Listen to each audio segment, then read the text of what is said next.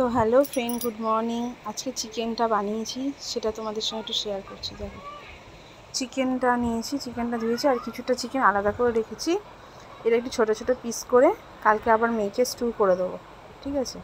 আজকে যে চিকেনটা আপাতত ধুচ্ছি সেটাই বানিয়েছি। এই যে এটা একটু নুন দিয়েছি আর একটু হলুদ দিয়ে এটাকে ফার্স্টে ম্যারিনেট করে রেখেছি। আজকে আমি এইভাবে বানিয়েছি, ঠিক আছে, তাই আমি তোমাদের সঙ্গে তোমাদেরকে দেখাচ্ছি। এই যে একটু হলুদ দিয়েছি, দেখো।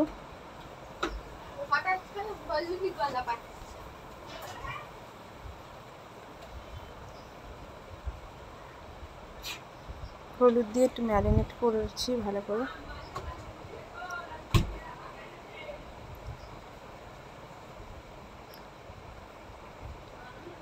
এই দেখো, এটা একটু রাখতে হবে যেন নুনটা চিকেনে ঢুকে যায় ভালো করে। এই দেখো, পেঁয়াজ, টমেটো, কাঁচা লঙ্কা, এদিকে আলু সব কেটে রেখেছি।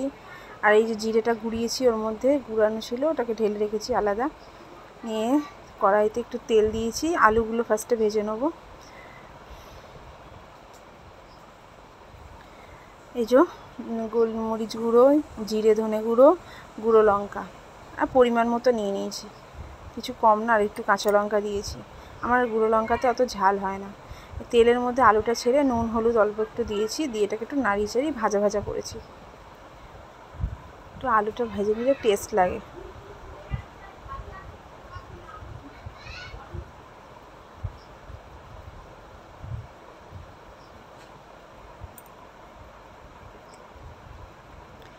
দেখো, এটাকে নাড়াচ্ছি, একটু লাল লাল হবে, নামিয়ে নেবো। আর এইদিকে কড়াতে একটু তেল দিয়েছি, এতে একটু পেঁয়াজগুলো, মোটামুটি অনেকটাই পেঁয়াজ দিয়েছি। পেঁয়াজটাকে একটু কম পেঁয়াজ দিলেও হতো, যেহেতু আলু দিয়েছি। পেঁয়াজটাকে লাল লাল করে ভাজতে ভেজে নিয়ে ব্রাউন, তার মধ্যে আদা রসুন বাটা দিয়েছি, 2 চামচ মতো দিয়েছি। আর আদা রসুনের একটু জল ছিল, ওটাও আমি ঢেলে দিয়েছি ওর মধ্যে। দেখো, এর মধ্যে কাঁচা লঙ্কাও বাটা আছে, একটা, বেশি না।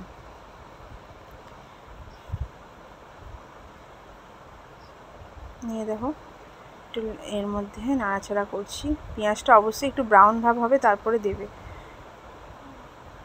এই যে যা ছিল পরিমাণ মতো সবই ওর মধ্যে ঢেলে দিলাম। একটু তাড়াতাড়িও হয় রান্নাটা আমার। পেঁয়াজ, টমেটো, কাঁচা লঙ্কা সব দিয়ে বা নাড়িয়ে চাড়িয়ে এটাকে কষবো, ভালো করে কষে নিতে হবে। দেখো, সব দিয়ে দিলাম। পেঁয়াজটা আমি মাঝে মাঝে বেটেও দিই, আজকে বাটিনি, আজকে প্লেন একটু ছোটো ছোটো করে পিস করেই করেছি। আমি অনেক রকমভাবেই বানাই চিকেনটা, আজকে আমি এই স্টাইলে বানিয়েছি।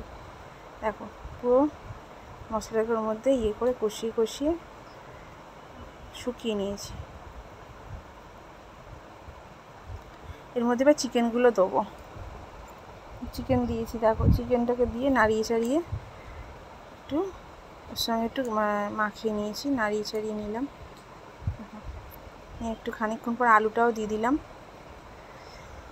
ভেজে রাখা আলুগুলো দিয়ে এবার ওটাকে ভালো করে কষবো। এখন জল দেবো না, তারপর একটু জল দিয়ে এই যে ফুটিয়েছি, এই জলটা পুরো শুকিয়ে নিয়েছি যেন আলুটা চিকেনটা ভালোভাবে গলে যায়।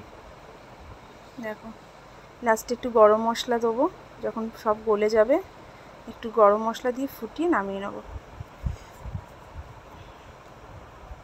আমার চিকেন হয়েই গেছে। কালারটা কিন্তু লাল লাল হয়েছে, জানি না ক্যামেরায় এরকম লাগছে কেন, সাদা সাদা।